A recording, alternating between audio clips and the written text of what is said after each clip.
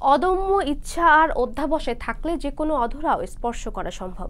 কৃত্রিম পানিয়ে বিশ্বের সর্বোচ্চ পর্বতশৃঙ্গ এভারেস্ট জয় করে এমন এক উদাহরণ সৃষ্টি করলেন নেপালি নাগরিক হরিবুদ্ধ মাগার।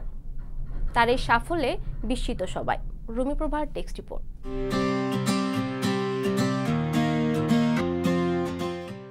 ব্রিটিশ সেনাবাহিনীতে নেপালি সেনাদের ইউনিট গুর্খা নামে পরিচিত সেই গুর্খা ব্রিগেডের সদস্য হরিবুদ্ধ মাগার 2010 সালে আফগানিস্তানের দায়িত্ব পালনকালে বোমা বিস্ফোরণে 2 পা হারিয়েছিলেন।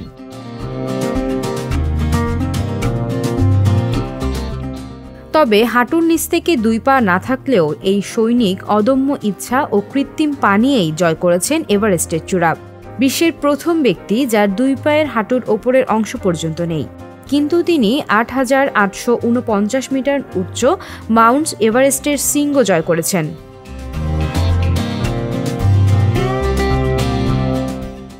ব্রিটিশ সংবাদ মাধ্যম ডেইলি মেল জানিয়েছে, স্যার এডমন্ড হিলারি এবং শেরপা তেনজিং নোরকে পর্বত জয়ের জন্য প্রথম পর্বতারোহী হওয়ার 70 বছর পর হরিবুদ্ধ মাগার এ কৃতিত্ব গড়লেন।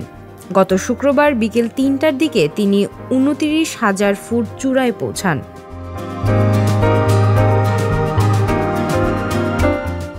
তেতাল্লিশ বছর বয়সী হরিবুদ্ধ মাগার বেস ক্যাম্পে ফিরে স্যাটেলাইট ফোনের মাধ্যমে জানিয়েছেন, এটা কঠিন ছিল।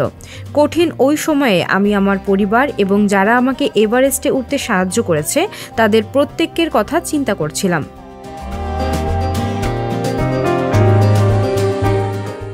ব্রিটিশ সেনাবাহিনীর গুর্খা রেজিমেন্টে 15 বছর কর্পোরাল হিসেবে কাজ করার আগে মাগার নেপালে বেড়ে উঠেছেন।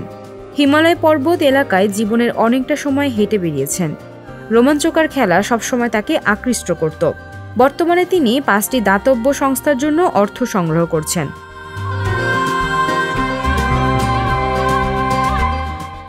2010 সালে আফগানিস্তানে একটি ইম্প্রোভাইজড এক্সপ্লোসিভ ডিভাইস বিস্ফোরণে তার উভয় পা হারান। পা হারালেও দমে যাননি মাগার। দীর্ঘদিন পুনর্বাসন কেন্দ্রে ছিলেন, চিকিৎসা নিয়েছেন, প্রশিক্ষণ নিয়েছেন, নিজের মনোবল চাঙ্গা রেখেছেন।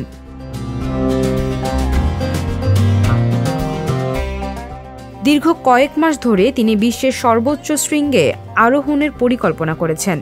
মাগারের ওয়েবসাইটে তার এই প্রচেষ্টাকে নিয়ে একটি স্লোগান দেওয়া হয়েছে, পা নেই, কোনো সীমা নেই।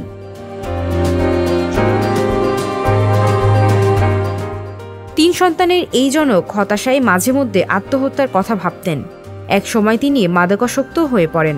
তবে সন্তানদের কথা চিন্তা করে একসময় তিনি নিজেকে নতুনভাবে মূল্যায়ন করতে শুরু করেন।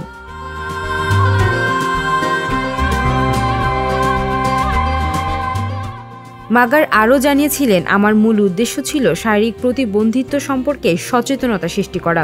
আমি দেখাতে চেয়েছিলাম যে শারীরিক প্রতিবন্ধী ব্যক্তিরাও যে কোনো কিছু করতে পারে, তবে কাজটি করতে হবে ভিন্ন উপায়ে। আন্তর্জাতিক ডেস্ক, সংবাদ প্রকাশ।